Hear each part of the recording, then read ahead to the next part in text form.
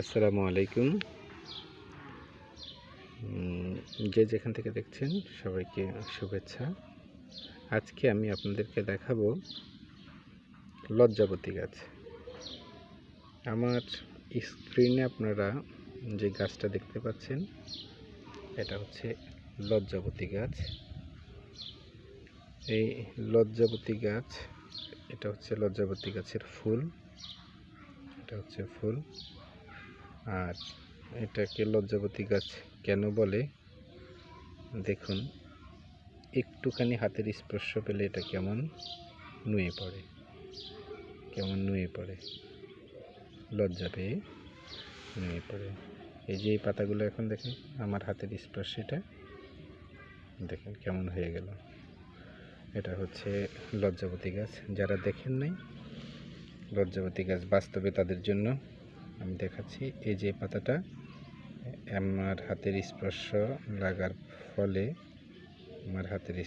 লাগার ফলে এই যে কেমন হয়ে গেল গাছের পাতা।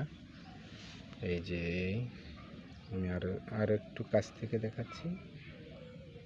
এই যে দেখেন, হাতের স্পর্শ লাগার সাথে সাথে লজ্জায় নুয়ে পড়ে, যার কারণে এর নাম হচ্ছে লজ্জাবতী গাছ। এই যে শেষ।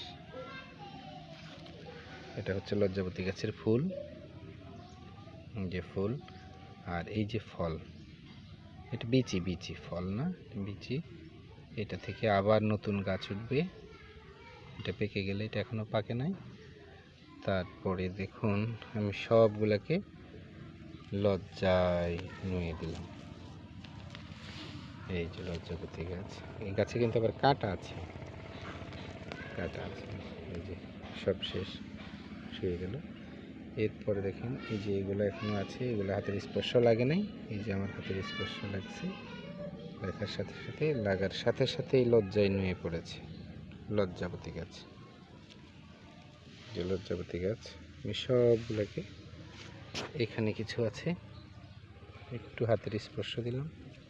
বাতাস লাগলে কিন্তু এগুলো লজ্জা পায় না। আমি দেখেছি শুধুমাত্র হাতের স্পর্শ পেলেই এটা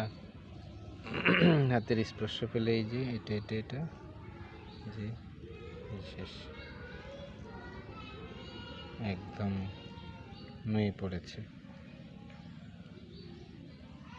যে এগুলো আবার কিছুক্ষণ পরে আবার ঠিক আগের অবস্থানে ফিরে যাবে। ধন্যবাদ।